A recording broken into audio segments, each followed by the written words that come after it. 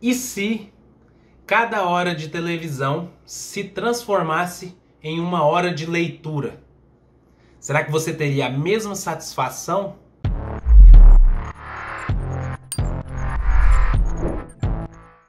E aí, beleza? Hoje eu vou falar para vocês sobre uma coisa que me empolga muito, a leitura. Eu gosto muito de ler livros e houve um período da minha vida em que eu quase não lia livros. Eu lia muitas matérias, muitos artigos técnicos, artigos científicos relacionados à minha área, normalmente tecnologia da informação ou gestão e governança. Porém, chegou um momento em que, através da leitura de um livro, eu transformei a minha mente e me tornei um ávido leitor. Engraçado, né? Porque para você se tornar um leitor, você precisa ler um livro. E às vezes você fica relutando e não começa a ler. Comigo aconteceu dessa maneira. E com você, você acha que aconteceria o mesmo? Bom, bacana. A leitura é uma forma de aprendizado muito eficiente, uma forma muito preconizada, seja qual for a nação, seja qual for a cultura. Nos dias de hoje, as pessoas no Brasil leem muito poucos livros. A maior parte da população não lê mais do que 2 livros por ano. E eu já estive incluído nisso aí. Apesar de ser sempre um ávido leitor, eu não lia tantos livros. E por que livros são tão especiais? Porque através de livros nós temos acesso a pessoas e a mentalidades que podem nos ensinar muito. Imagine se você pudesse comprar, por exemplo, quanto você pagaria para ficar um período frente a frente com Warren Buffett, ou com Yuval Harari, ou mesmo com o ex-presidente americano Barack Obama, ou com o ex-presidente brasileiro Fernando Henrique Cardoso. Não quero entrar em discussões políticas aqui, mas o que acontece é que essas pessoas elas têm muito aprendizado e muita coisa com as quais elas poderiam contribuir e ensinar às outras pessoas. Imagine se nós tivéssemos acesso a um diário escrito dia após dia pela Rainha Elizabeth, a Rainha da Inglaterra. Quantas coisas ela já viu, por quantas guerras ela passou. Essas coisas elas estão acessíveis à maioria das pessoas através de livros, porque é assim que são contadas as histórias de maneira mais ampla, ou seja, de maneira mais escalável, que chegue a mais pessoas. Porém, nem sempre chega a tantas pessoas assim, apesar de tanto valor agregado no conhecimento dessas pessoas. Mas por que a televisão faz tanto sucesso e a leitura não faz esse mesmo sucesso? Acontece que assistir à televisão é uma atitude mais passiva, que requer menor energia, menor entrega naquilo, menor dispêndio de capacidade intelectual, de raciocínio. Você apenas se deita e os seus olhos acompanham tudo, você não precisa nem se mexer. Hoje em dia o controle da televisão está sempre à sua mão, então você não se levanta de onde você está, nem para trocar de canal. Porém, a leitura de um livro ela faz com que você pense mais, com que você tenha ideias, com que você amplie a sua imaginação, crie um repertório criativo e tenha mais conhecimento do mundo afora. Não que a TV não traga também este conhecimento, porém acontece que às vezes a TV atrai por conteúdos menos relevantes do que os que a gente vê normalmente em livros. Como assim? Muitas pessoas acreditam, por exemplo, que para ter uma vida social ativa, um bom relacionamento com as pessoas à sua volta, ela precisa se manter informada. Porém, o manter-se informado não requer que ela saiba de tudo o que está acontecendo. Como, por exemplo, de que modo vai afetar a minha vida se um vizinho começou a pescar no lago do parque que fica perto da minha casa?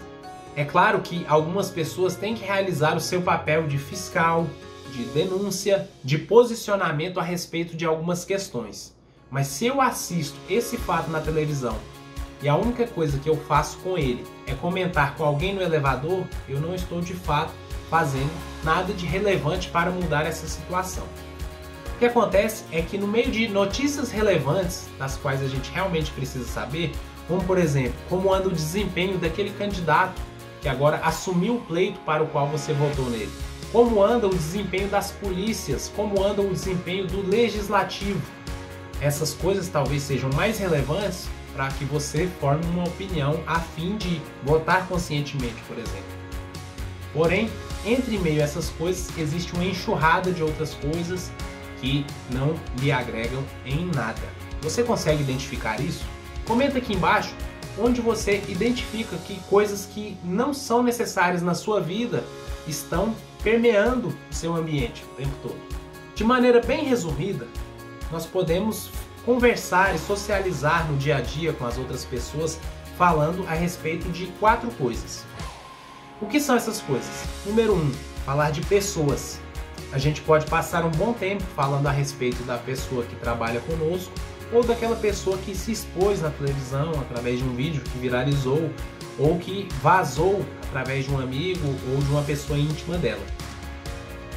Acontece que falar de pessoas é apenas o nível 1. Quando você fala de pessoas, normalmente você se dispõe a fazer uma série de julgamentos. Mas você pode usar isso em seu benefício para, ao invés de julgar, aprender com os erros de outras pessoas. Não que a gente esteja por aí esperando que as pessoas errem, mas o que acontece é que nós erramos o tempo todo. Querendo ou não, você pode aprender a não errar de maneira mais proativa e menos reativa. Então você não precisa mais cometer um determinado erro que você já sabe que uma pessoa cometeu e deu em um tal resultado, certo? O segundo nível é a gente começar a falar a respeito de coisas, de abstrações ou da natureza. Mas acontece que algumas pessoas se restringem a falar, por exemplo, do tempo. Nossa, como está calor hoje. Nossa, acho que vai chover amanhã. E a gente pode falar de outras coisas. A gente pode falar de dinheiro, finanças, abstrações, investimentos.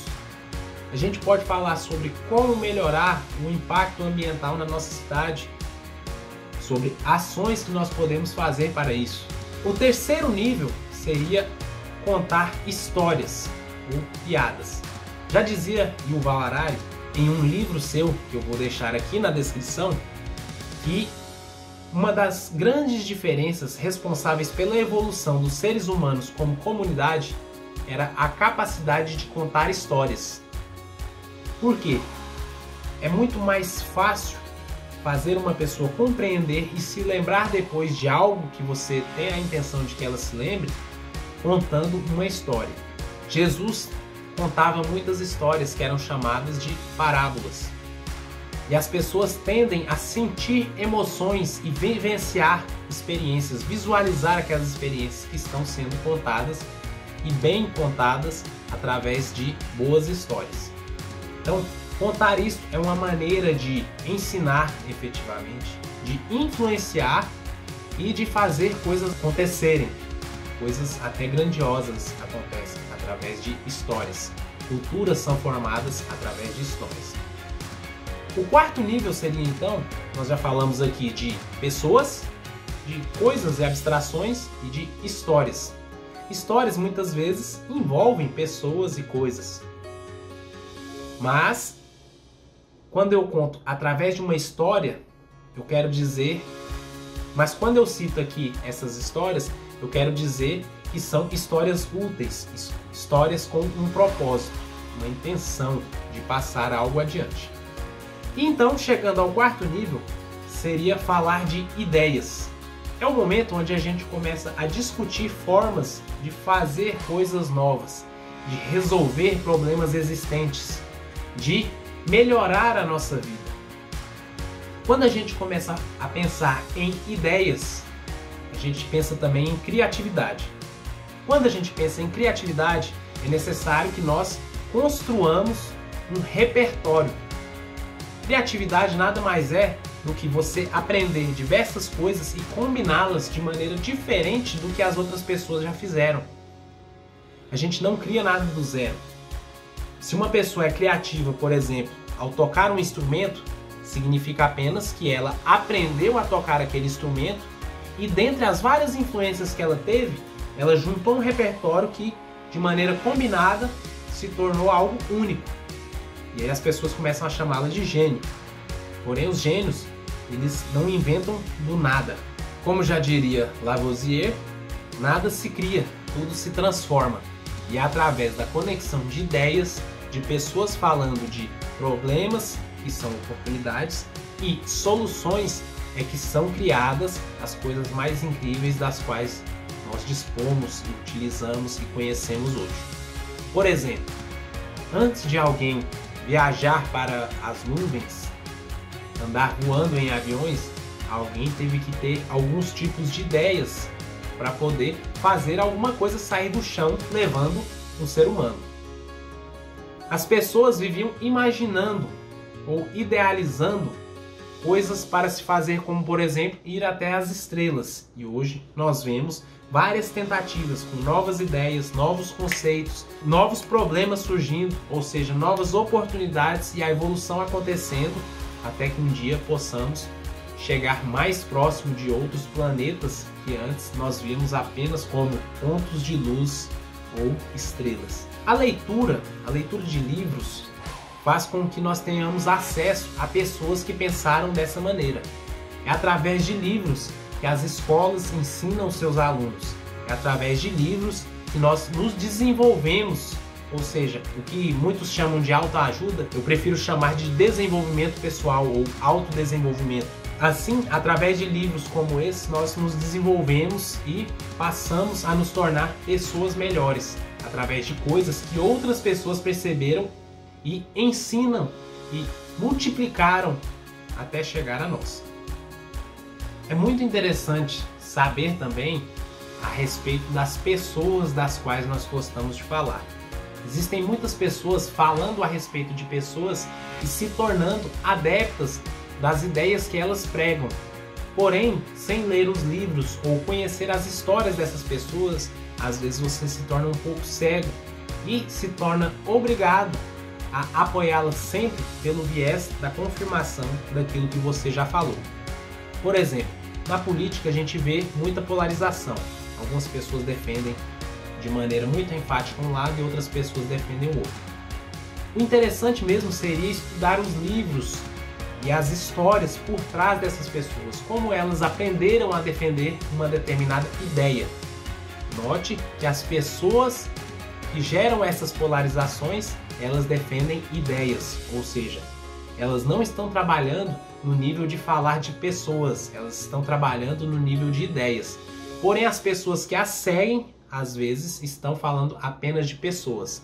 Por exemplo, o fulano A é o melhor porque ele falou isso, isso e isso. Mas, talvez, enquanto as palavras dele sejam um afago ao seu ego, ou ao seu grupo, ou à cultura a qual você pertence, talvez as ações e as ideias que estão por trás disso não estejam de acordo com aquilo que você acredita. Então, quando a gente coloca em oposição, por exemplo, ideais socialistas e ideais capitalistas, não necessariamente falando de candidatos de hoje, a gente precisa entender como isso tudo surgiu, o que surgiu primeiro, quais foram os descontentamentos em relação ao item A e o que gerou um descontentamento com o item B. Isso a gente consegue fazer através da leitura. E eu vou deixar aqui para vocês uma lista de sites onde vocês podem baixar livros eletrônicos gratuitamente e de maneira lícita.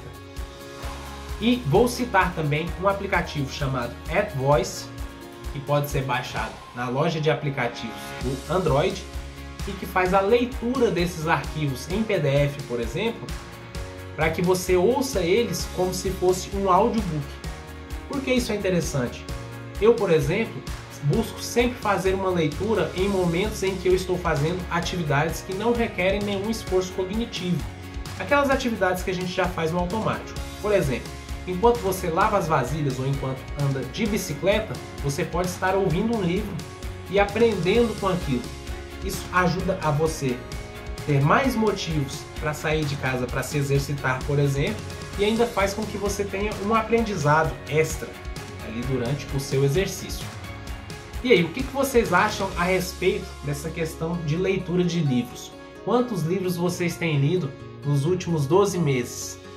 Me conta aqui embaixo nos comentários. E logo logo, gente, eu vou revelar hoje de maneira adiantada para vocês que logo logo vai ter um livro escrito por mim saindo do forno. E eu gostaria muito que essa mensagem chegasse até cada um de vocês. A gente fica por aqui, eu vejo vocês no próximo vídeo e até mais. Tchau! O Ministério do YouTube adverte. Curtir este vídeo ajuda você e toda a comunidade a tornarem-se mais produtivos.